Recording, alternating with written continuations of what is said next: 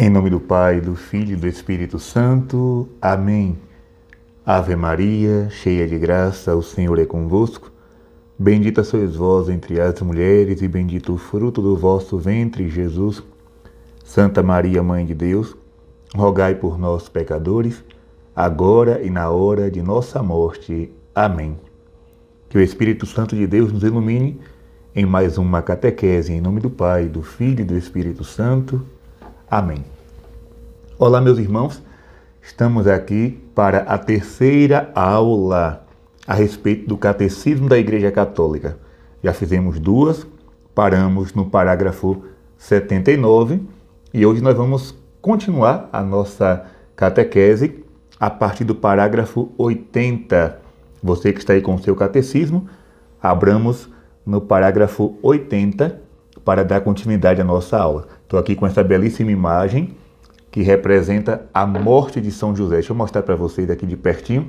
Olha aí, São José nas suas últimas horas e ao seu lado Jesus já adulto e a Virgem Maria. Essa belíssima imagem que adquiri esta semana, faço questão de colocar aqui para que vocês possam contemplar, que a Sagrada Família interceda por cada um de nós.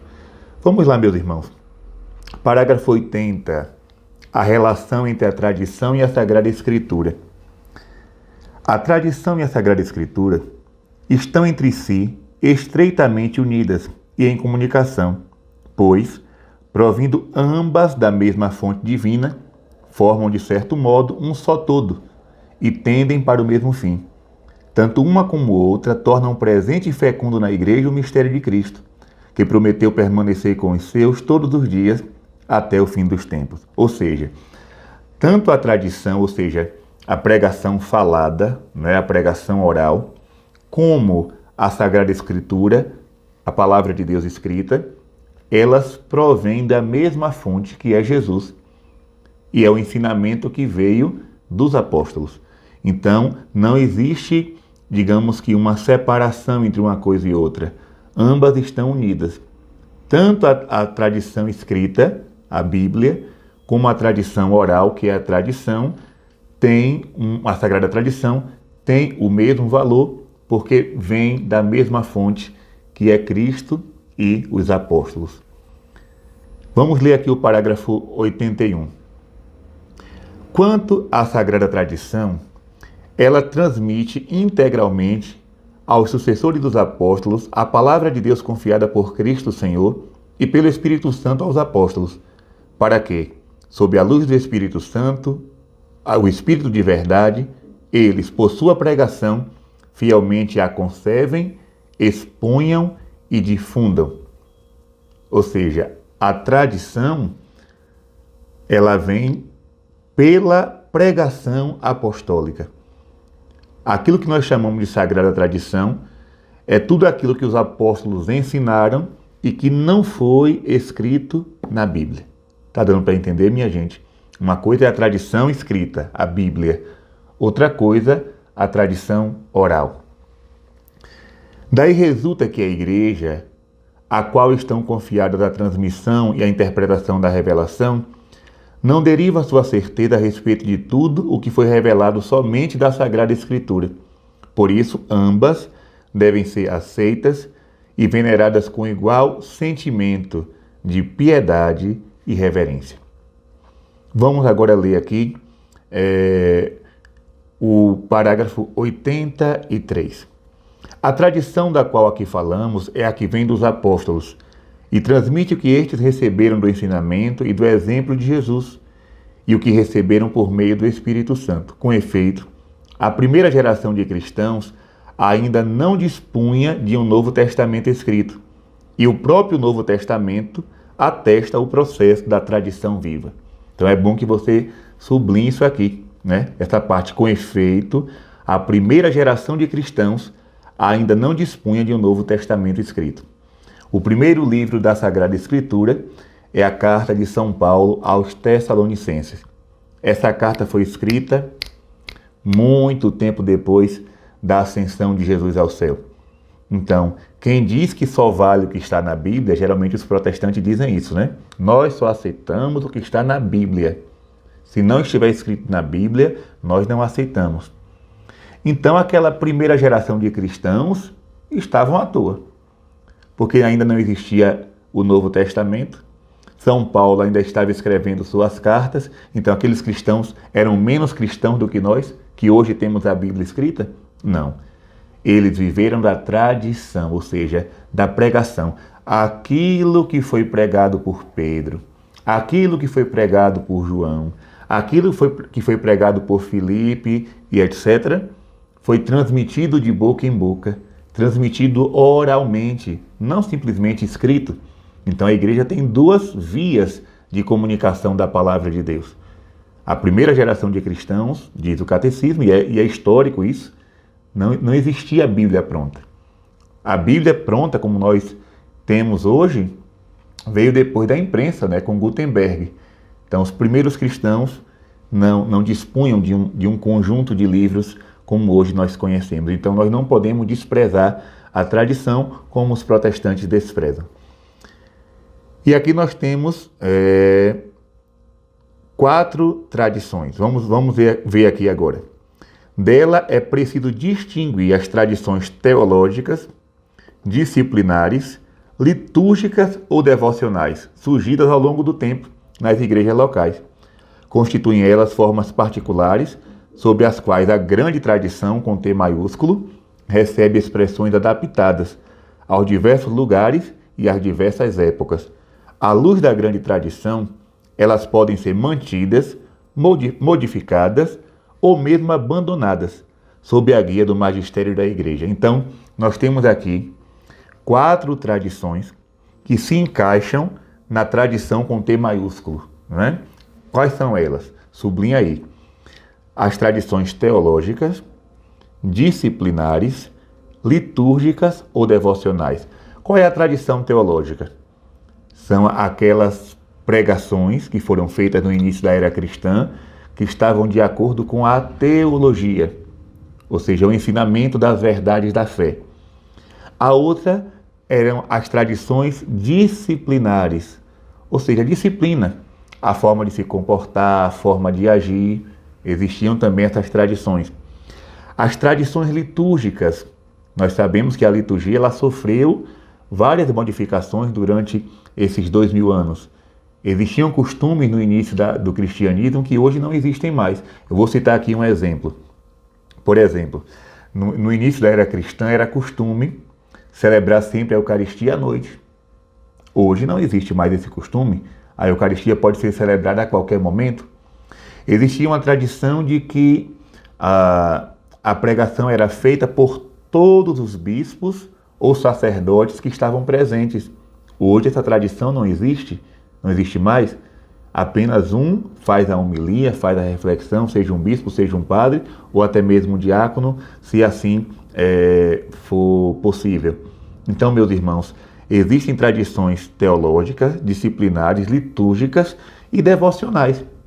Ou seja, as práticas de devoção. Na Semana Santa, quantas práticas de devoção existiam em Jerusalém? De subir o Monte das Oliveiras, né, para lembrar a agonia de Jesus. Ou tantas práticas devocionais nós podemos encontrar em um livro chamado Peregrinação de Etéria. Etéria foi uma mulher que foi a Roma no tempo da Páscoa. A Jerusalém. E ela escreveu tudo o que viu lá. A tradição dos cristãos. Então nós vamos encontrar coisas ali que até hoje nós fazemos. E outras práticas que foram ou modificadas ou abandonadas. Quem é que vai, padre, modificar, preservar ou abandonar? O magistério eclesiástico. Né? Então existem 4 tipos de tradições dentro da grande tradição. Teológica, disciplinar, litúrgica ou devocional. Vamos continuar. A interpretação do depósito da fé. Vamos ler aqui agora. Parágrafo 84. O patrimônio sagrado da fé, depositum fidei, contido na Sagrada Tradição e na Sagrada Escritura, foi confiado pelos apóstolos à totalidade da Igreja. apegando-se firmemente a ele, o povo santo todo, unido a seus pastores, persevere continuamente na doutrina dos apóstolos e na comunhão, na fração do pão e nas orações, de modo que, na conservação, no exercício e na profissão da fé transmitida, se crie singular unidade de espírito entre os bispos e os fiéis. Então aqui o catecismo está parafraseando aquele versículo dos Atos dos Apóstolos, né? Que vai dizer que os cristãos perseveraram na doutrina, na comunhão, na fração do pão e nas orações. Vamos ler aqui parágrafo 85. O ofício de interpretar autenticamente a palavra de Deus escrita ou transmitida, ou seja, a Bíblia ou a tradição, foi confiado unicamente ao magistério vivo da Igreja, cuja autoridade é exercida em nome de Jesus Cristo. Isto é, foi confiada aos bispos em comunhão com o sucessor de Pedro, o bispo de Roma, o Papa. Então assim, quem é que pode interpretar a Sagrada Escritura?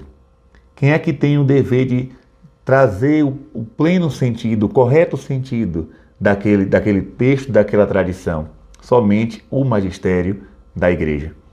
É por isso que a Igreja nunca aconselhou, nem vai aconselhar, que cada cristão pegue a Bíblia e saia interpretando de qualquer forma. Você pode rezar com a Bíblia, claro.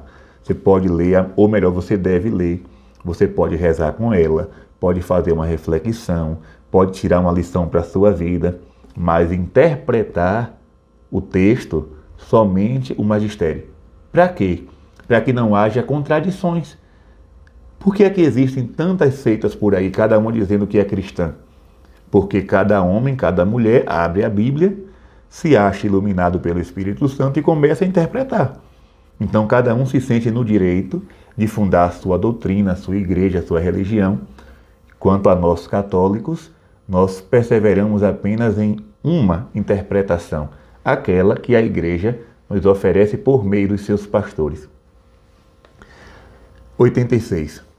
Todavia, tal magistério não está acima da palavra de Deus, mas a serviço dela, não ensinando senão o que foi transmitido, no sentido de que, por mandato divino e com a assistência do Espírito Santo, piedosamente escuta aquela palavra, santamente aguarda e fielmente a expõe, e deste único depósito da fé, obtém tudo que nos propõe, para ser acreditado como divinamente revelado. Então assim, sublinha aqui, ó. Quem é que ensina para nós o texto da Sagrada Escritura? O magistério. Porém, parágrafo 86, tal magistério não está acima da palavra de Deus. Ou seja, o Papa e os bispos em comunhão com ele, juntamente com os sacerdotes, os diáconos, eles só podem ensinar aquilo que a palavra de Deus afirma. O magistério não pode dizer assim, não, agora nós vamos decidir uma coisa diferente do que está escrito na palavra de Deus, diferente daquilo que Jesus ensinou. Não, não. A igreja nunca estará acima da Sagrada Escritura. Mas qual é a missão do magistério? Olha aqui, 3 coisas. Piedosamente escuta, santamente aguarda e fielmente a expõe. Não é? Piedosa escuta, guarda santa e fiel exposição. Vamos refletir aqui. Escutar piedosamente, ou seja, escutar com fé aquilo que Jesus nos fala através da palavra. Escutar de forma piedosa, de forma dócil. Santamente aguarda, ou seja, vive aquela palavra, conserva aquela palavra de forma santa e fielmente a expõe, ou seja, sem subterfúgios, sem bifurcações, não, mas expor de modo fiel aquilo que nosso Senhor Jesus Cristo nos ensinou. Piedosa escuta, santa guarda e fiel exposição da palavra de Deus. Vamos daqui ler agora a respeito dos dogmas da fé. Parágrafo 89. Há uma conexão orgânica entre nossa vida espiritual e os dogmas. Os dogmas são luzes no caminho de nossa fé, que o iluminam e tornam seguro. Na verdade, se nossa vida for reta, nossa inteligência e nosso coração estarão abertos para acolher a luz dos dogmas da fé. Quando alguém perguntar para você o que é um dogma, né? Então você vai repetir. O dogma são luzes no caminho da nossa fé, luzeiros, ou seja, quando o nosso caminho está escuro, se acende uma luz. Essa luz é o dogma. A verdade de fé é proclamada pela igreja. Ilumina o nosso caminho e torna seguro. Para que a gente não caminhe a ermo, sem saber para onde vai, os dogmas da igreja vão nos apontando qual o caminho certo. E o catecismo diz, se nossa vida for reta, ou seja, se nós vivermos de forma santa, a nossa inteligência e o nosso coração estarão abertos para acolher a luz dos dogmas da fé. Ou seja, a gente só compreende os mistérios de Deus se vivermos de forma santa. É a ação do Espírito Santo em nós que nos abre para o conhecimento da fé. Abre o nosso coração, abre a nossa inteligência.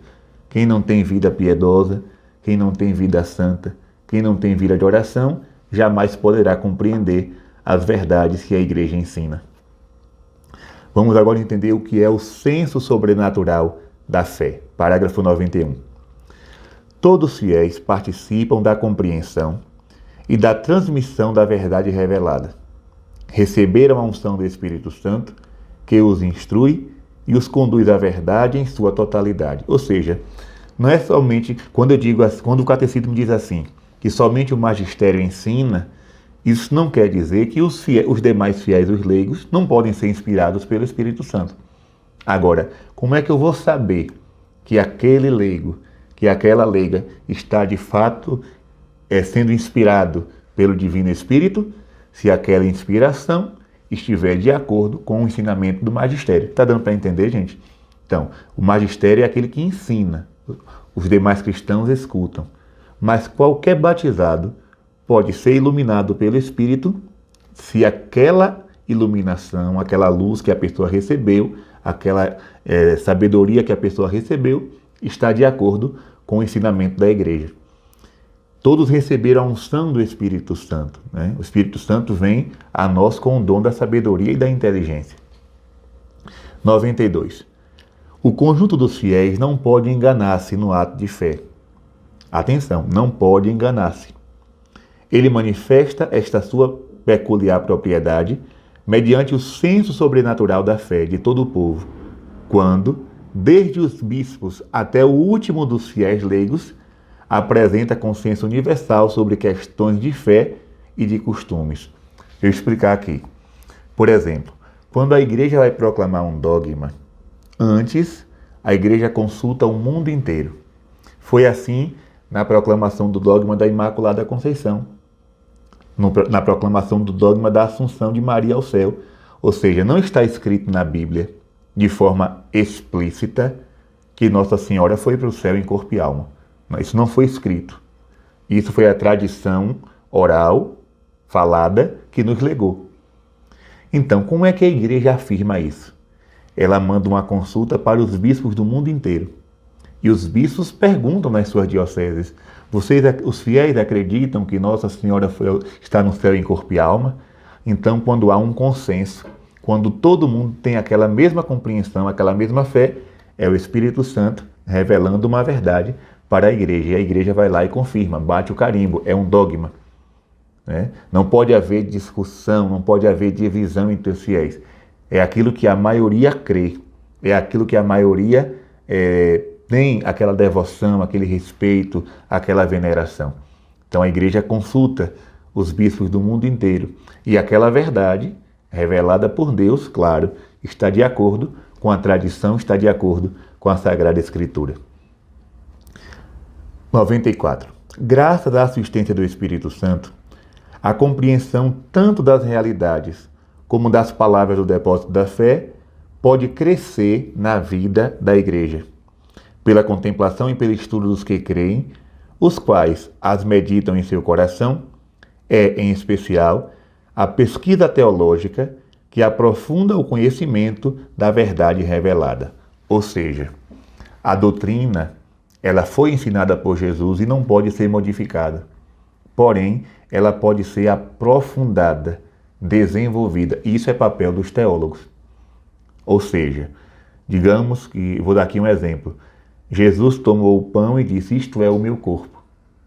Tomou o cálice com vinho e disse, este é o cálice do meu sangue. Parou aí. Os teólogos vão aprofundar o conhecimento desse mistério, com a luz do Espírito Santo e com a guia do magistério. Vamos penetrar, ou seja, mergulhar, avançar para as águas mais profundas. Então a igreja vai dizer, Jesus está na Eucaristia, em corpo, sangue, alma e divindade. Não está na Bíblia. Mas chegamos a essa compreensão através do desenvolvimento da doutrina, do aprofundamento na doutrina. A igreja vai estudando a cada época, né, e descobrindo no tesouro da fé grandes riquezas, grandes iluminações.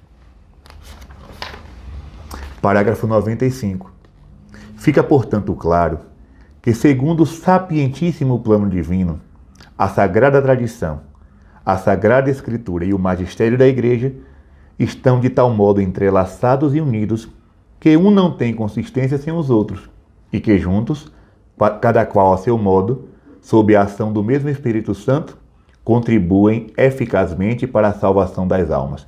Então a Igreja ela está apoiada num banquinho de 3 pernas, né? Muita, não, eu só aceito a Bíblia, então é um banquinho de uma perna só. Pode sentar e cair. Mas quando tem esse tripé, ou seja, é um banquinho de 3 pernas, a Sagrada Escritura, a Sagrada Tradição e o Magistério. Sagrada Escritura, a Palavra de Deus escrita. Sagrada Tradição, a Palavra de Deus pregada.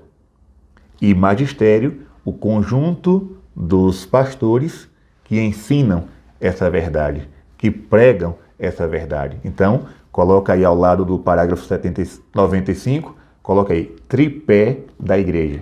Pode usar esse termo, tripé da igreja. A igreja se apoia nesse tripé. A tradição, a escritura e o magistério. Vamos lá, artigo 3, a Sagrada Escritura, parágrafo 101. Na condescendência de sua bondade, Deus, para revelar-se aos homens, fala-lhes em palavras humanas. Sublinha isso aí. Com efeito, as palavras de Deus, expressas por línguas humanas, fizeram-se semelhantes à linguagem humana, tal como outrora o Verbo do Pai Eterno, havendo assumido a carne da fraqueza humana, se fez semelhante aos homens. Ou seja, o que é que está dizendo aqui? A Bíblia é palavra de Deus, porém, está escrita em linguagem humana. A Bíblia, uma vez uma pessoa disse assim, padre, eu não acredito na Bíblia, porque a Bíblia foi escrita por homens. Oxente, é por isso que eu acredito na Bíblia. Eu só acredito na Bíblia porque ela foi escrita pelos homens. Se alguém me dissesse assim, padre, esse livro veio do céu escrito pelos anjos, eu já ia ficar com o pé atrás, porque no céu não tem caneta, no céu não tem papel. Então, como foi que desceu de lá escrito pelos anjos? Eu creio na Bíblia porque ela foi escrita pelos homens. Agora, é claro, sob a ação de Deus.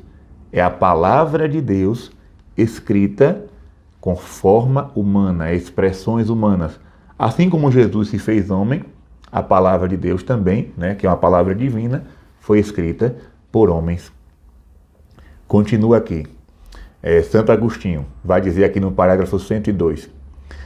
Lembrai-vos, essa parte que está aqui recuada, né? Essa frase é de Santo Agostinho.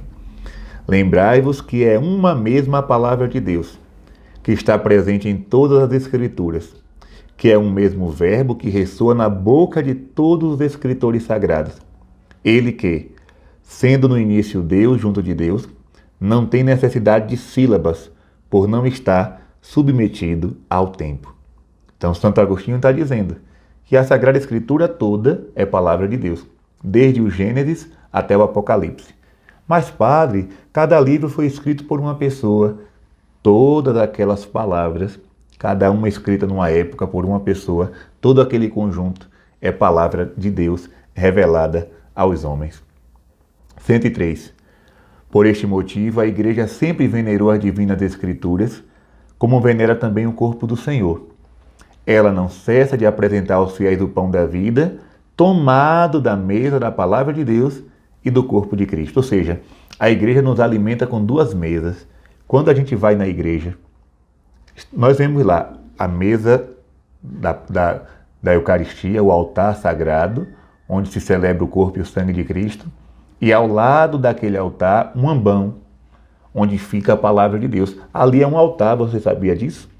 O ambão, onde fica a Bíblia, é também um altar sagrado, uma mesa sagrada. E a igreja nos alimenta de duas maneiras. Na primeira forma, ela nos alimenta com a palavra. O nosso espírito fica saciado com a pregação da palavra de Deus. E na segunda mesa, ela nos dá o próprio Deus, a Eucaristia. Parágrafo 104. Na Sagrada Escritura, a igreja encontra incessantemente seu alimento e sua força, pois nela não acolhe somente uma palavra humana, mas o que ela é realmente, a palavra de Deus. Com efeito, nos livros sagrados, o Pai que está nos céus vem carinhosamente ao encontro de seus filhos e com eles fala. Ou seja, minha gente, quando nós escutamos a pregação do Evangelho, quando nós escutamos a leitura da Bíblia, é Deus falando conosco. Por isso, na hora da missa, todo mundo senta. Termina o glória, o padre oremos, aí todo mundo senta. Aquela hora que a gente senta, não é para mexer no celular, não é para olhar a vida dos outros, não é para ficar contando quantas telhas tem naquela igreja, não é para ficar admirando as flores. Aquela hora que a gente senta na missa, liturgia da palavra, é para ouvir o que Deus quer me falar. A primeira leitura, o salmo, a segunda leitura, tudo aquilo é Deus falando comigo.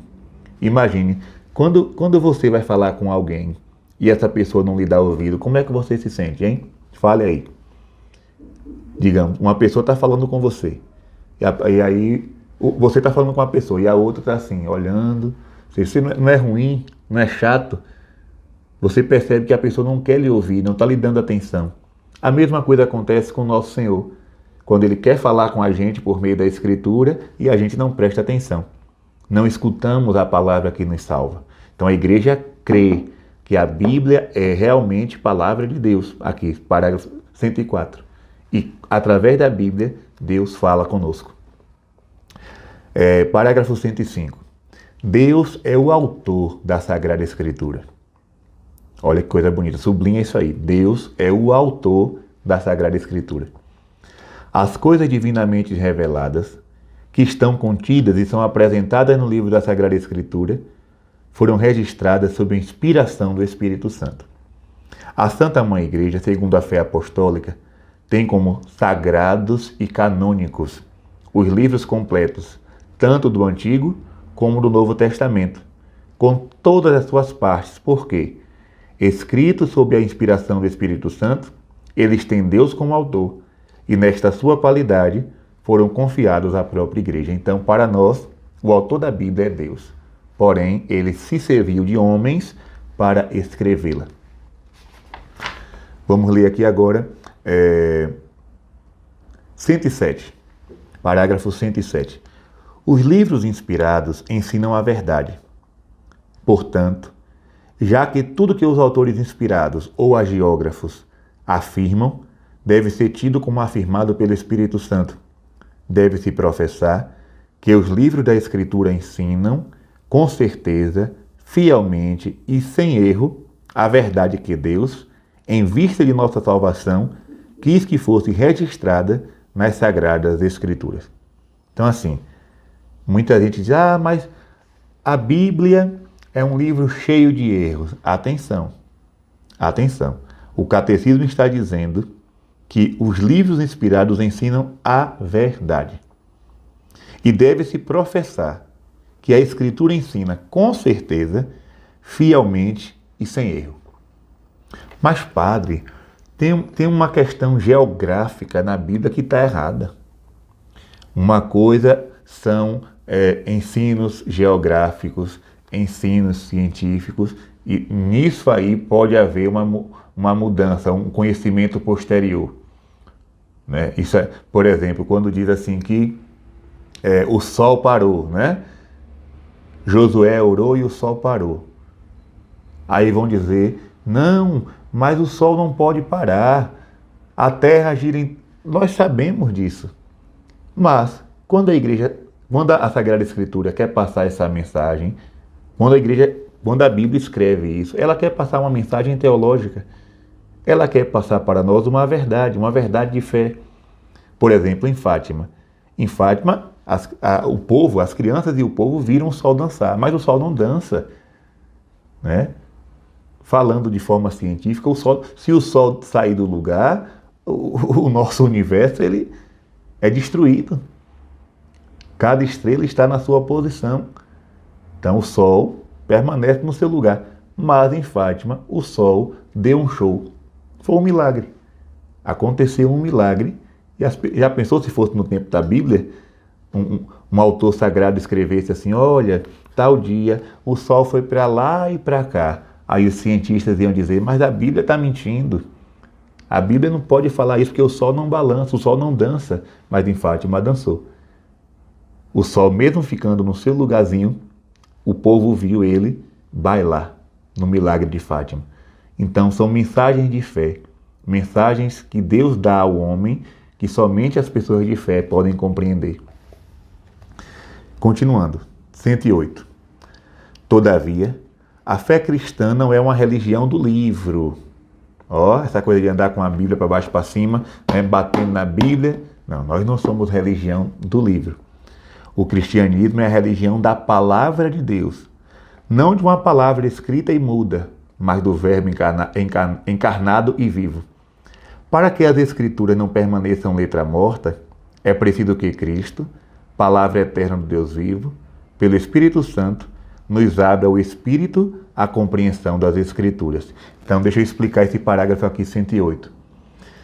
O Catecismo ensina que a palavra de Deus, a Sagrada Escritura, é a verdade. Porém, nós não somos religião de uma folha de papel. Para nós, a palavra de Deus é uma pessoa, é Cristo, é o Verbo encarnado. O padre Paulo Ricardo tem até uma frase que eu acho muito curiosa quando ele diz assim: Cristo se encarnou, não se encadernou. Então tem muita gente que pensa que Cristo está encadernado, né? Que Cristo são folhas de papel. Não. Cristo é uma pessoa divina e humana. Então, para nós, a palavra de Deus é Cristo. Porém, a Sagrada Escritura nos fala de Cristo. A palavra de Deus encarnada. O Verbo se fez carne. A palavra se fez carne e habitou entre nós. Tá dando para entender, minha gente? Coloquem aí nos comentários, viu? Se tá dando para entender. Eu estou tentando simplificar ao máximo para que todo mundo compreenda, tá certo? Parágrafo 110. Para descobrir a intenção dos autores sagrados, há que levar em conta as condições de sua época e de sua cultura, os gêneros literários em uso naquele tempo, os modos então correntes de sentir, falar e narrar, pois a verdade é apresentada e expressa de maneira diferente nos textos que são de vários modos históricos, proféticos, poéticos ou nos demais, de outros gêneros de expressão. Ou seja, a Sagrada Escritura, ela possui vários gêneros literários, ou seja, várias formas de literatura. Como hoje nós temos a redação, nós temos a poesia, nós temos o conto, nós temos a fábula, nós temos a história. Então existem várias formas de se escrever. Assim é na Sagrada Escritura. Na Sagrada Escritura tem poesia, na Sagrada Escritura tem contos, na Sagrada Escritura tem profecias, na Sagrada Escritura tem história. Então, em cada gênero literário, nós encontramos a palavra de Deus. Não significa que é uma mentira. Quando a Bíblia conta um conto, ela não está contando uma mentira, mas é uma palavra de Deus, é a palavra de Deus em forma de conto. Quando a Bíblia faz uma poesia, aquilo não é uma invenção, é a palavra de Deus de forma poética. Está entendendo, minha gente? Então a Bíblia, ela é toda inspirada pelo Espírito Santo. Porém, existem várias formas que o autor encontra para transmitir aquele texto sagrado. Então nós temos vários modos históricos, proféticos, poéticos ou nos demais, certo? Vamos aqui agora encontrar Deixa eu ver aqui, parágrafo 112. Prestar muita atenção ao conteúdo e à unidade da escritura inteira, pois, por mais diferentes que sejam os livros que a compõem, a escritura é una, em razão da unidade do projeto de Deus, do qual Cristo Jesus é o centro e o coração, aberto depois de sua Páscoa. Ou seja, mesmo sendo a Bíblia escrita por vários autores, ela traz uma mensagem única da qual Cristo é o centro. Toda a palavra de Deus vai parar em Cristo. Tanto o Antigo como o Novo Testamento são como vários, digamos que sejam vários rios. O rio de Gênesis, o rio do Deuteronômio, o rio de Isaías, o rio de Baruque, o rio de Daniel, todos eles vão parar no mar que é Jesus. A escritura é variada e ao mesmo tempo é una, é uma só. A palavra de Deus é una. Segundo ponto, lê a escritura dentro da tradição viva da igreja inteira. Deixa eu ver aqui, consoante um adágio dos padres. Deixa eu ver se meu latim está bom. Sacra Scriptura Principalius est in corde ecclesiae quam in materialibus instrumentis scripta. Ou seja, meu latim não está tão ruim assim, né? Então, tradução. A Sagrada Escritura está escrita mais no coração da igreja do que nos instrumentos materiais. Com efeito, a igreja leva em sua tradição a memória viva da palavra de Deus. E é o Espírito Santo que lhe dá a interpretação espiritual da Escritura, segundo o sentido espiritual que o Espírito dá à igreja. Ou seja, olha o que é que o Catecismo está dizendo, que a Bíblia está mais inscrita no coração da igreja do que no papel. Isso é muito forte, muito bonito isso, né? A palavra de Deus vai além do que está numa simples folha de papel. Ela está no coração da igreja. Por isso é preciso ler a Sagrada Escritura dentro da tradição viva. Do contrário, já disse, cada um vai ler do seu jeito e vai sair fundando suas igrejas por aí. Nós temos até igrejas com o nome Cuspe de Jesus. Existe uma igreja com o nome Cuspe de Jesus, porque alguém leu aquela passagem que Jesus faz, né, um barro com a saliva, cuspiu no chão, fez um barro, passou nos olhos do cego e o cego enxergou. Então a pessoa leu aquele texto e fundou uma igreja com o nome Cuspe de Jesus. Então, se a gente não lê a Bíblia dentro da tradição da igreja, a tradição viva, nós acabamos por errar o caminho, né? A nossa bússola não vai estar com o ponteiro acertado. Os sentidos da Escritura, vamos ler aqui. O sentido espiritual, parágrafo 117. O sentido espiritual, graças à unidade do projeto de Deus, não somente o texto da Escritura, mas também as realidades e os acontecimentos de que ele fala podem ser sinais. Primeiro, o sentido alegórico. Podemos adquirir uma compreensão mais profunda dos acontecimentos, reconhecendo a significação deles em Cristo. Assim, a travessia do Mar Vermelho é um sinal da vitória de Cristo e também do batismo, ou seja, o sentido alegórico da Bíblia. A igreja pode encontrar nos textos do Antigo Testamento passagens que clareiam para nós a vida de Jesus. Então ela dá aqui um exemplo. A travessia do Mar Vermelho, um sinal da vitória de Cristo e também do batismo. Vou dar aqui outro exemplo. A serpente levantada por Moisés, que é um sinal de Cristo levantado na cruz. Então este é o sentido alegórico, fazendo alegorias entre um texto e outro. O sentido moral. Os acontecimentos relatados na Escritura devem nos conduzir a um justo agir. Eles foram escritos como advertência para nós. Então a Bíblia também tem um sentido moral. Ela determina o nosso comportamento. De que forma eu devo agir? De que forma eu devo ser? De que forma eu devo me comportar? Então a Sagrada Escritura traz para mim um ensinamento, um sentido moral, uma advertência. E o sentido anagógico. Podemos ver realidades e acontecimentos em sua significação eterna. nos conduzindo à nossa pátria. A igreja na terra é sinal da Jerusalém celeste. Por exemplo, vamos explicar agora o que é esse sentido anagógico. Coisas que foram escritas na Sagrada Escritura podem ter também uma interpretação que nos conduz a outra coisa, né? Por exemplo, a igreja na terra, sinal da Jerusalém celeste, uma anagogia. Então nós podemos fazer também essa comparação de coisas que foram escritas. Deixa eu voltar aqui para clarear mais um pouco. Assim como existe o sentido alegórico, coisas do antigo que podem ser encontradas no novo, um texto explicando o outro, existe também o sentido anagógico, ou seja, um texto que temos hoje nos conduzir para o futuro, nos conduzir para uma realidade posterior. Está entendendo, minha gente? Vamos aqui ler 118. Um dístico medieval resume a significação dos 4 sentidos.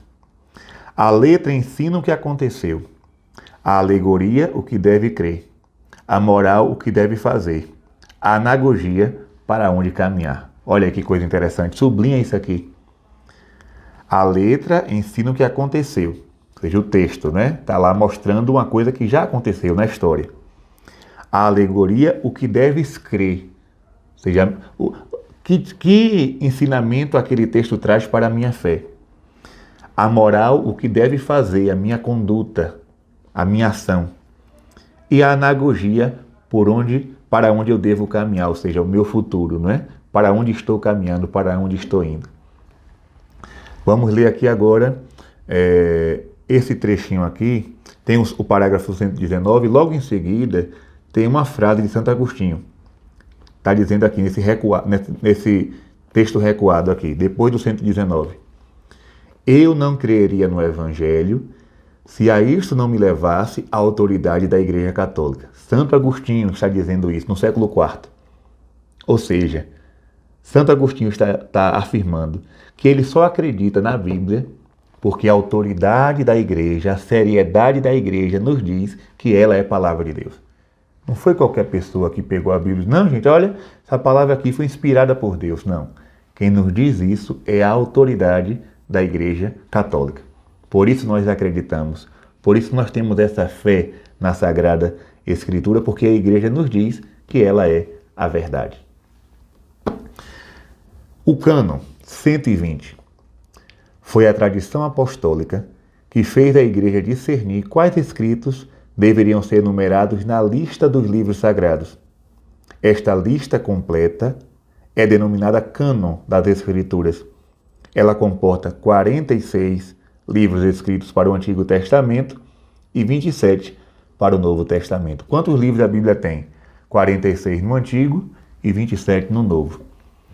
E aí logo em seguida, vocês vão ver aqui quais são estes livros, né? Na ordem do Gênesis até o Apocalipse. Aqui está a ordem da Sagrada, dos livros que estão na Bíblia.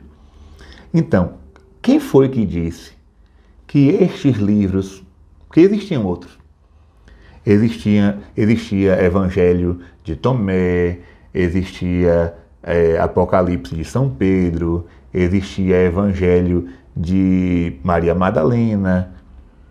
Quem foi que disse que estes livros não eram inspirados e esses daqui eram inspirados? A Igreja. Foi a tradição da Igreja que afirmou, né? Muita gente diz assim, porque a Igreja Católica não prega a Bíblia, não fala da Bíblia. Isso é ignorância, minha gente. A Bíblia, ela existe dessa forma que nós temos hoje, porque foi a Igreja Católica que disse, não, esse livro aqui é inspirado, esse aqui não é. Esse aqui entra na lista, esse aqui não entra. Foi o Espírito Santo que conduziu a Igreja, né, para discernir. Aqui é o discernimento. O Espírito Santo deu discernimento à Igreja para dizer qual livro era sagrado e qual livro era apócrifo. Daí a história. Os livros apócrifos que a Igreja não deixou entrar na Bíblia, não deixou mesmo. Às vezes aparecem documentários por aí, vamos agora descobrir os livros apócrifos que a Igreja escondeu, que a Igreja não deixou entrar na Bíblia. Que bobagem. Eu tenho em casa os livros apócrifos, não é pecado ler não. É um texto histórico, é um texto que você pode ler, pode estudar. Agora não é um texto inspirado pelo Espírito. Existiam vários evangelhos. A igreja diz que somente 4 entrariam na Bíblia: Mateus, João, Marcos e Lucas. E os outros, padre? Os outros são textos importantes, porém não foram inspirados pelo Espírito Santo. A igreja disse: esse aqui não. Rejeitou. Então, nós cremos, diz Santo Agostinho, por causa da autoridade da igreja. A igreja não deixou entrar qualquer tipo de historinha na Bíblia, não. Só deixou entrar aquilo que o Espírito Santo inspirou. Então, essa Bíblia que hoje os protestantes carregam para lá e para cá, primeiro eles têm que agradecer à Igreja Católica, porque se não fosse a igreja, nem eles teriam a Bíblia. Não é verdade? O Antigo Testamento, 121. O Antigo Testamento é uma parte indispensável da Sagrada Escritura. Seus livros são divinamente inspirados e conservam valor permanente, pois a antiga aliança nunca foi revogada. Com efeito, a economia do Antigo Testamento estava ordenada principalmente para preparar a vinda de Cristo, Redentor de todos. Embora contenham também coisas imperfeitas, atenção, e transitórias, os livros do Antigo Testamento dão testemunho de toda a divina pedagogia do amor salvífico de Deus. Neles encontram-se sublimes ensinamentos acerca de Deus e salutar sabedoria concernente à vida do homem, bem como admiráveis tesouros de preces. Nestes livros está latente o mistério de nossa salvação. Então, no Antigo Testamento encontramos coisas que são imperfeitas e transitórias. Como assim, padre? Eu vou dar aqui um exemplo. Lá no livro do Levítico, por exemplo. O livro do Levítico está cheio de regras. Muitas dessas regras a igreja conservou e usamos até hoje. Outras regras a igreja diz: não, isso aqui está no passado. Mas com que autoridade a igreja diz isso? Por exemplo, a circuncisão.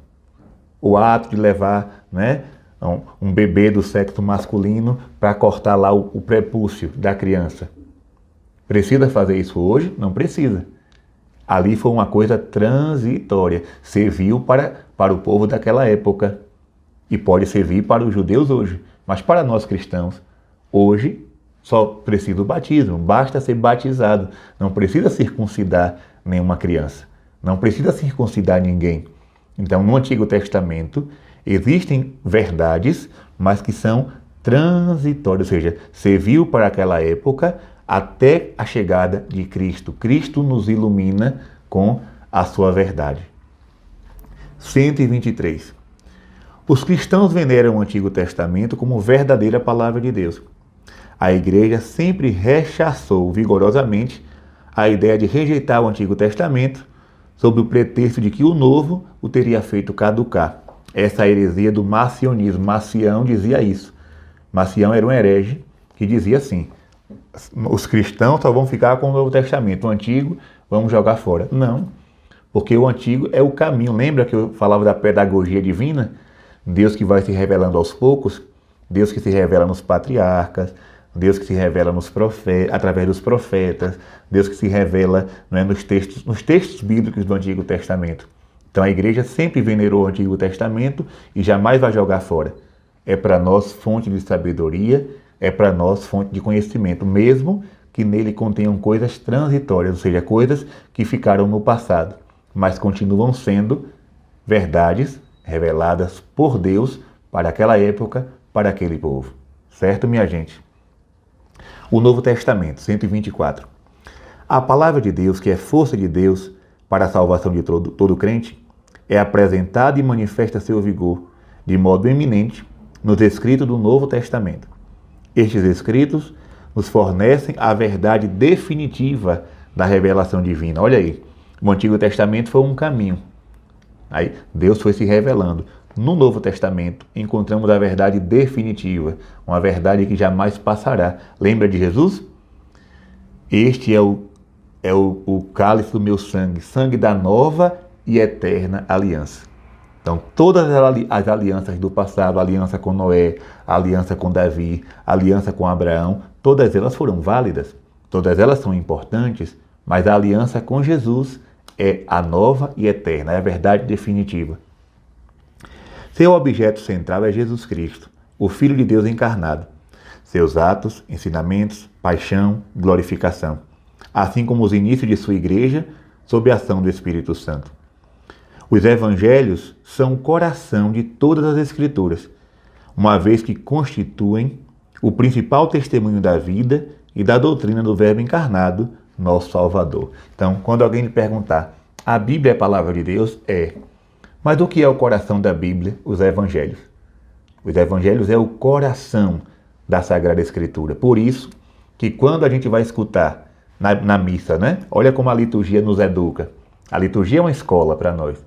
Quando se lê a primeira leitura, que é do Antigo Testamento, quando se lê o Salmo, que é do Antigo Testamento, ou quando se lê a segunda leitura, que pode ser uma carta de Paulo, uma carta de Pedro, uma carta de João, ou Atos dos Apóstolos, a igreja permanece sentada. Mas quando vai se proclamar o Evangelho, todos ficam de pé para escutar o coração da Escritura. E quando termina a leitura do Evangelho, o que é que o sacerdote diz? Palavra da salvação. As outras, palavras do Senhor. Demos graças a Deus. O Evangelho, palavra da salvação. Glória a vós, Senhor. Então a liturgia para nós é uma educação. É uma escola. Ali quem presta atenção compreende. Está lendo o Antigo Testamento, vamos sentar para ouvir o que Deus falou aos nossos antigos.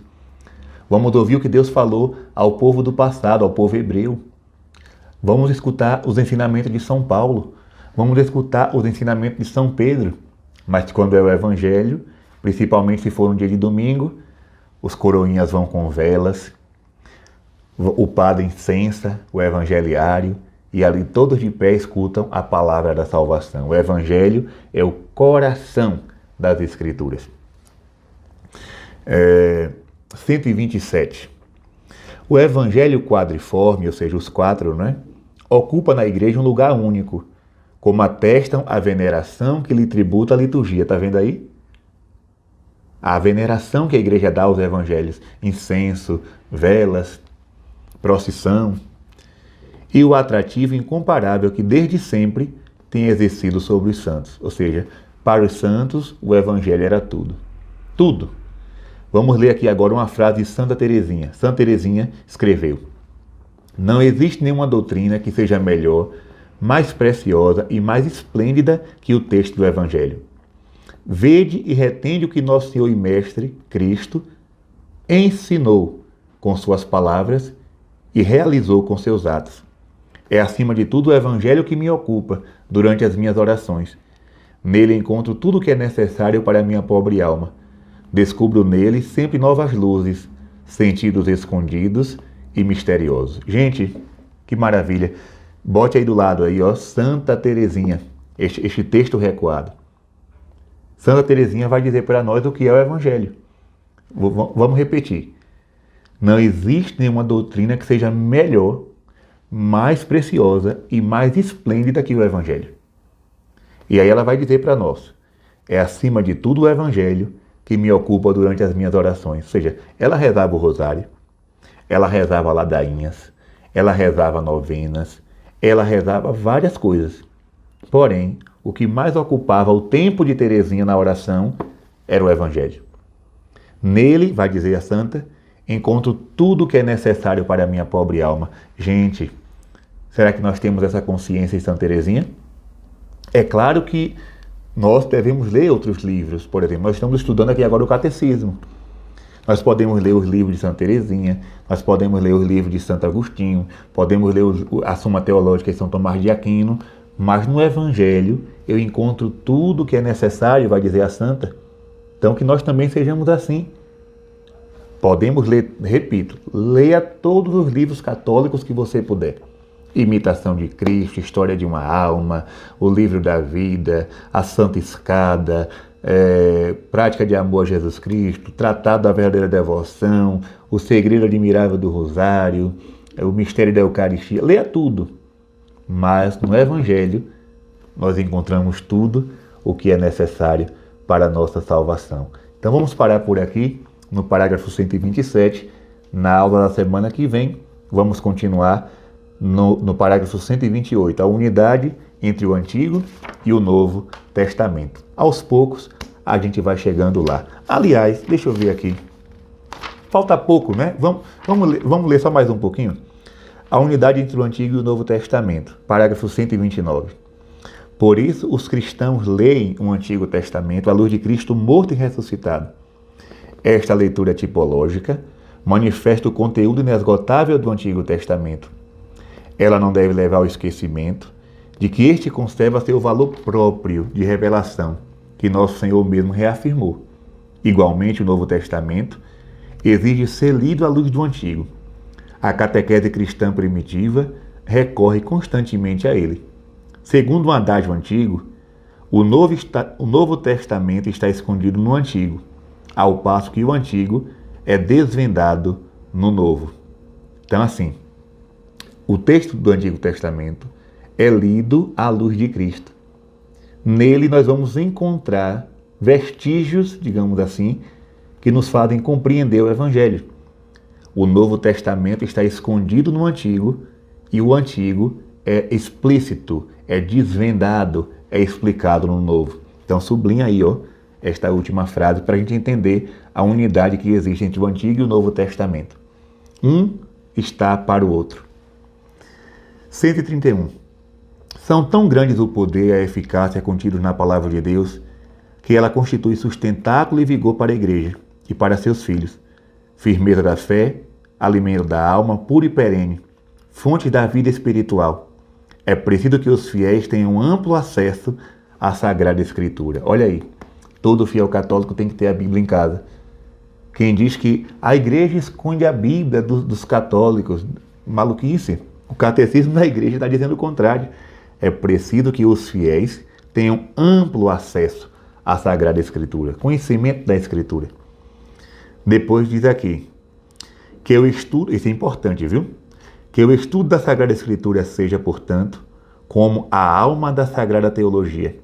Da mesma palavra da Sagrada Escritura, também se nutre salutarmente e santamente, floresce o ministério da palavra, a saber, a pregação pastoral, a catequese e toda a instrução cristã, na qual deve ocupar lugar de destaque a homilia litúrgica. Então, para nós católicos, toda a nossa catequese deve ser baseada na palavra de Deus, porque ela é a alma da teologia. A Bíblia, escreva isso aí, a Sagrada Escritura é a alma da teologia, é o catecismo que nos ensina. Por isso que não pode existir catequese sem Bíblia, não pode existir homilia sem Bíblia. Imagine, o padre chega no altar, faz uma homilia, fala coisa bonita, vai para lá, vai para cá, mas não fala da Sagrada Escritura. Então, estamos desprezando o grande tesouro. A nossa homilia deve ser focada na palavra. Eu posso até citar livros dos santos, eu posso citar frases de teólogos, mas primeiramente citar Jesus, citar o texto sagrado. Né? E aí, esse capítulo termina dizendo assim: a igreja exorta com veemência e de modo peculiar todos os fiéis cristãos a que, pela frequente leitura das divinas escrituras, aprendam o conhecimento do Cristo Jesus. Filipenses 3:8. Com efeito, ignorar as escrituras é ignorar Cristo. Essa frase aqui é de São Jerônimo, viu? Coloca aqui embaixo, São Jerônimo. Ignorar as escrituras é ignorar a Cristo. Quem não conhece a palavra de Deus, quem não conhece o Evangelho, não pode dizer que conhece Jesus. Então a gente para por aqui. Na próxima aula, vamos começar com o capítulo 3, a resposta do homem a Deus, com o artigo 1, eu creio. Graças a Deus, conseguimos avançar bastante hoje nesta, né? Eu fui agilizando um pouco para dar tempo de ler o catecismo todo. Obrigado pela sua participação, obrigado pela sua presença na nossa catequese. Eu te espero na próxima aula. Se você gostou, deixe seu like, curta esse vídeo, compartilhe com seus amigos e se inscreva no nosso canal para que nós possamos continuar transmitindo o conhecimento do catecismo a todos os fiéis. Deus te abençoe. Ele que é Pai, Filho e Espírito Santo. Amém. Ó Maria concebida sem pecado, rogai por nós que recorremos a vós.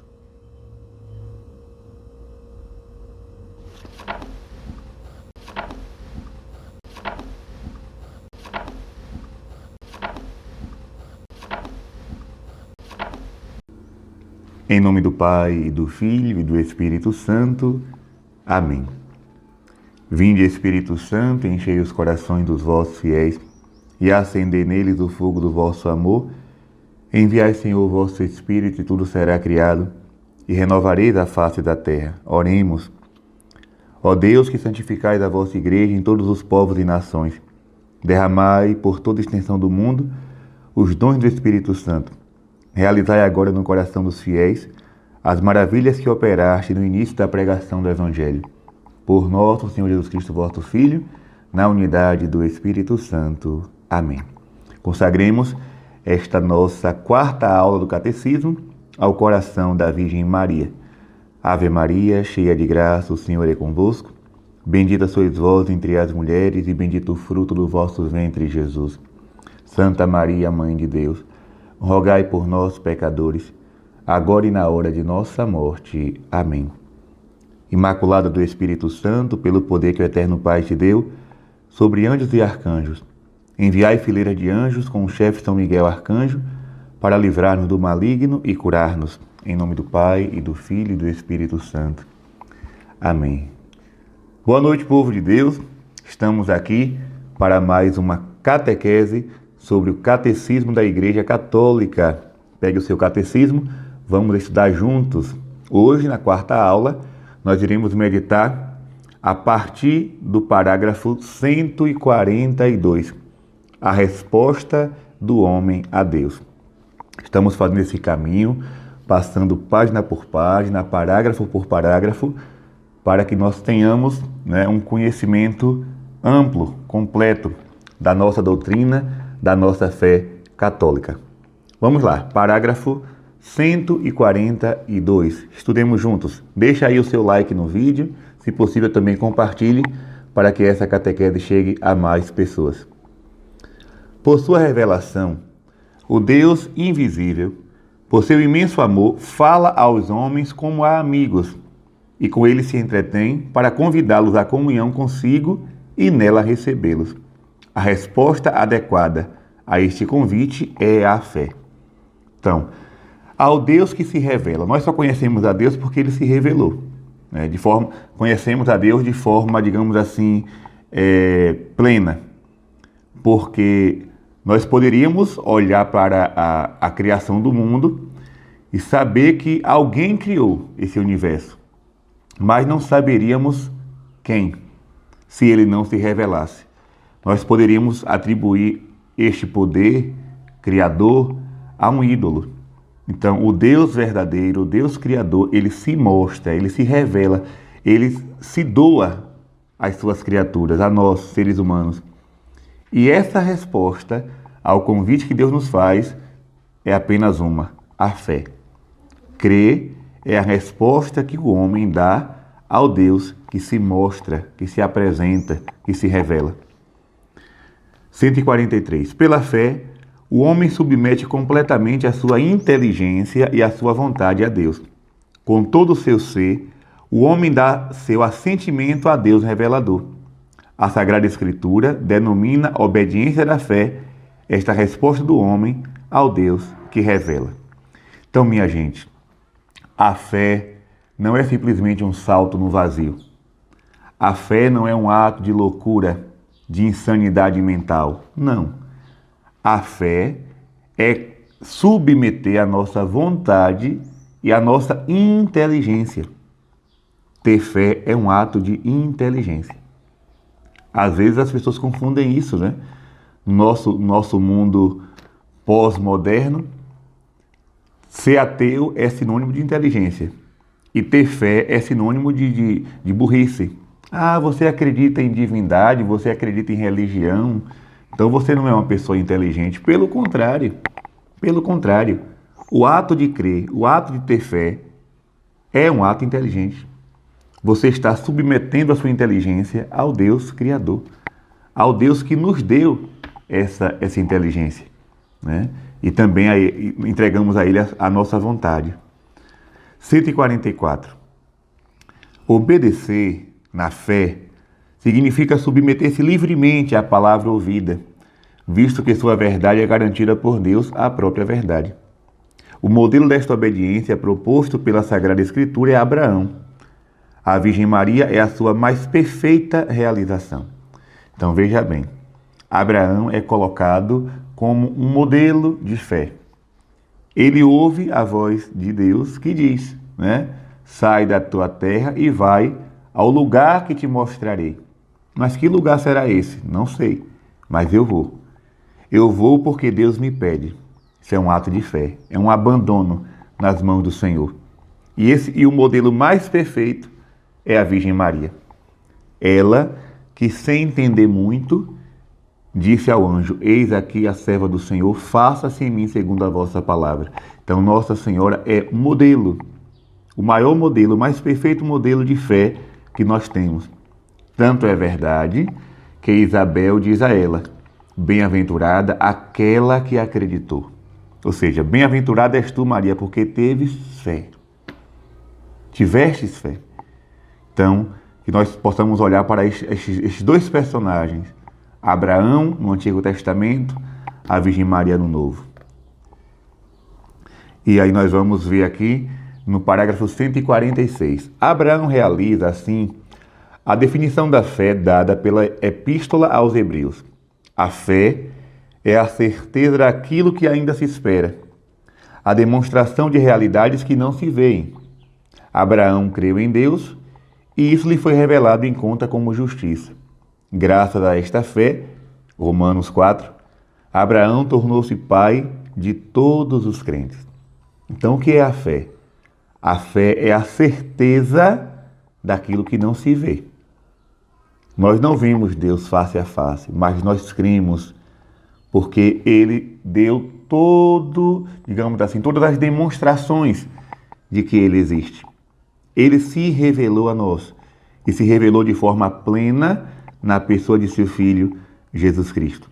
Então nós obedecemos a este Deus, damos essa resposta de fé a Ele, que por tanto amor se entregou a cada um de nós. Maria, 148. Bem-aventurada aquela que acreditou. A Virgem Maria realiza de maneira mais perfeita a obediência da fé. Na fé, Maria acolheu o anúncio e a promessa trazidos pelo anjo Gabriel, acreditando que para Deus nada é impossível. Lucas 1:37. E dando seu assentimento, eis aqui a serva do Senhor. Acabamos de falar sobre isso. Isabel a saudou, feliz aquela que acreditou. Em virtude desta fé, todas as gerações a proclamarão bem-aventurada. Durante toda a sua vida e até sua última provação, quando Jesus, seu filho, morreu na cruz, sua fé não vacilou. Maria não deixou de crer no cumprimento da palavra de Deus. Por isso a Igreja venera em Maria a realização mais pura da fé. O que é que quer dizer esse parágrafo 149? Durante toda a sua vida terrena e até sua última provação. Qual foi a última provação de Maria? A morte de Jesus na cruz. Quando todo mundo estava já sem esperança, lembra dos discípulos de Emaús? Eles voltaram de Jerusalém para sua casa, tristes, abatidos, porque Jesus tinha morrido. A esperança morreu. E agora, o Salvador que nós confiávamos está morto, sepultado. Nós vimos o seu sepultamento. O mundo inteiro estava em trevas. Só uma luz estava brilhando. A luz da fé no coração de Maria. Isso é lindo, minha gente. No dia que Jesus morreu e foi sepultado, o mundo inteiro estava em trevas. Mas existia uma luz que clareava o mundo inteiro. A luz da fé do coração de Nossa Senhora. Ela não duvidou. Ela acreditou até o fim. Ela confiou nas promessas. Imagine, todos os apóstolos sabiam. Jesus tinha dito, o Filho do Homem vai sofrer muito, vai morrer na cruz e no terceiro dia vai ressuscitar. Quase ninguém acreditou nisso. Nossa Senhora acreditou. Ela é o exemplo mais perfeito de fé. Quem quiser ter fé, olhe para Nossa Senhora e aprenda com ela. A não duvidar jamais, mesmo na provação. Vamos ler aqui, 150. Crê somente em Deus. A fé é primeiro uma adesão pessoal do homem a Deus. Ao mesmo tempo, inseparavelmente, é o assentimento livre a toda a verdade que Deus revelou. Como adesão pessoal a Deus e assentimento à verdade que Ele revelou, a fé cristã é diferente da fé em uma pessoa humana. É justo e bom entregar-se totalmente a Deus e crer incondicionalmente no que Ele diz. Seria vão e falso por tal fé em uma criatura. Então, em quem nós cremos? Nós temos fé em Deus. Apenas nele. A palavra de Deus vai dizer: maldito o homem que confia no homem. Então, nós não podemos colocar a nossa fé em criaturas humanas, em pobres mortais. Porque todo mortal, todo ser humano tem falhas, exceto a Virgem Maria, que nasceu imaculada. Os outros todos podem falhar. Eu posso falhar, você pode falhar. Então nós não podemos colocar a nossa confiança em uma pessoa, em uma criatura humana. Nossa fé é em Deus. Somente nele. Porque ele não falha. 151. Para o cristão, crer em Deus é inseparavelmente crer naquele que ele enviou, seu Filho bem-amado, no qual ele pôs todo o seu agrado. Deus mandou que o escutássemos. O próprio Senhor disse a seus discípulos: crede em Deus, crede também em mim. João 14:1. Podemos crer em Jesus Cristo porque Ele mesmo é Deus, o Verbo feito carne. Meus irmãos, quando nós dizemos creio em Deus, eu creio na Santíssima Trindade. Crer no Pai é o mesmo que crer no Filho e crer no Espírito Santo, porque é um só Deus em pessoas três, certo? Crer no Espírito Santo, 152. Não se pode crer em Jesus Cristo sem participar do seu Espírito. É o Espírito Santo que revela aos homens quem é Jesus, pois ninguém será capaz de dizer Jesus é o Senhor, a não ser sob influência do Espírito Santo. O Espírito sonda tudo, mesmo as profundezas de Deus. Assim também, ninguém conhece o que é de Deus, a não ser o Espírito de Deus. Só Deus conhece a Deus por inteiro. Cremos no Espírito Santo, porque Ele é Deus. Então, olha que frase bonita, sublinha isso aqui. 152. Só Deus conhece a Deus por inteiro. Então, nós cremos em Deus, sim, mas nós não conhecemos a profundidade de Deus. Só quem conhece a Deus é Deus mesmo, né? O Pai conhece o Filho e o Espírito Santo. O Filho conhece o Pai e o Espírito. E o Espírito conhece o Pai e o Filho, porque é uma comunhão de amor entre as três pessoas divinas. As características da fé. A fé é uma graça. Então, olha, deixa eu ver aqui. Duas coisas, né? A fé é uma graça e a fé é um ato humano. Duas coisas. A fé, primeiro, é graça de Deus. É Deus que nos concede essa graça. E depois é um ato humano. Porque, lembra, é a minha vontade e a minha inteligência que está submetida a Deus. 153. Quando São Pedro confessa que Jesus é o Cristo, Filho do Deus vivo, Jesus lhe declara que esta revelação não lhe veio da carne e do sangue, mas de meu Pai que está nos céus. A fé é um dom de Deus, uma virtude sobrenatural infundida por Ele. Então, meus irmãos, nós temos fé porque Deus nos deu esta graça. E a fé deve ser sempre pedida. Lembra daquela oração que nós rezamos muitas vezes, né, no silêncio, diante de Jesus sacramentado? Meu Senhor e meu Deus, eu creio em vós, mas aumentai a minha fé. É um dom que vem do alto. Precisamos pedir todos os dias: aumenta, Senhor, minha fé, aumenta, porque eu sou pequeno. 154. A fé é um ato humano. Crer só é possível pela graça e pelos auxílios interiores do Espírito Santo. Não é menos verdade, porém, que crer é um ato autenticamente humano. Os animais não podem crer. As plantas não podem crer. Só quem pode crer somos nós, porque temos a inteligência e a sabedoria dada por Deus. Não contraria nem a liberdade nem a inteligência do homem confiar em Deus e aderir às verdades por ele reveladas. No campo das relações humanas, não é contrário à nossa própria dignidade crer no que outras pessoas nos dizem sobre si mesmas e sobre suas intenções e confiar em suas promessas. Por exemplo, quando um homem e uma mulher se casam, para entrar assim em comunhão recíproca. Por isso, é ainda menos contrário à nossa dignidade prestar pela fé a revelação de Deus plena adesão do intelecto e da vontade, e entrar assim em comunhão íntima com Ele. Então, uma coisa é você, digamos, que crê numa pessoa, digamos, eu digo para você que eu vou gravar uma catequese. Vou dar aqui um exemplo bem claro. Eu falei para vocês, vou gravar uma catequese sobre o catecismo, e vocês acreditaram. Mas essa crença que vocês tiveram, essa confiança que vocês tiveram, não é como a confiança nossa em Deus. Porque vocês não vão submeter a inteligência e a vontade de vocês a mim, porque eu sou um pecador, um pobre mortal. Essa fé, essa total adesão, somente a Deus nós podemos dar. Então, uma coisa é confiar de forma limitada nas pessoas. Outra coisa é confiar totalmente, confiar plenamente. Isso aí, somente no Senhor que jamais falhará. A fé e a inteligência. O motivo de 156, parágrafo 156. O motivo de crer não é o fato de as verdades reveladas aparecerem como verdadeiras e inteligíveis à luz de nossa razão natural.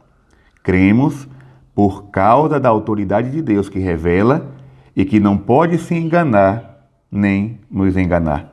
Todavia, para que a essência de nossa fé fosse conforme a razão, Deus quis que os auxílios interiores do Espírito Santo fossem acompanhados das provas exteriores de sua revelação. Por isso, os milagres de Cristo e dos santos, as profecias, a propagação e a santidade da Igreja, sua fecundidade e estabilidade constituem sinais certíssimos da revelação, adaptados à inteligência de todos, motivo de credibilidade, que mostram que o assentimento da fé não é de modo algum um movimento cego do Espírito. Então, vamos aqui refletir esse parágrafo porque é muito importante. Primeira coisa, volta aí, 156. Cremos por causa da autoridade de Deus, que revela e que não pode nem se enganar nem nos enganar. Então, nós cremos em Deus porque Ele é Deus. Deus não engana nem se engana. Então, isso basta para que a gente creia. Porém, Deus nos deu provas. Então, vamos ver quais são essas provas que o catecismo nos dá, né? Os milagres de Cristo e dos santos. Minha gente, diante de um milagre, ninguém pode negar o fato. Por exemplo, recentemente eu estive com o miraculado de Santa Dulce, o Maurício, lá do Recife. Ele foi o homem que, digamos que Deus escolheu para levar Santa Dulce aos altares. Ele era cego por mais de 13 anos, uma cegueira irreversível, e fez uma prece à irmã Dulce e 4 horas depois estava enxergando completamente. Os médicos, depois de um exame muito longo, disseram ao Vaticano: isso é inexplicável. A ciência tem um limite. Esse limite se chama milagre. Só Deus pode realizar milagre. A ciência não pode. A ciência é um auxílio muito grande,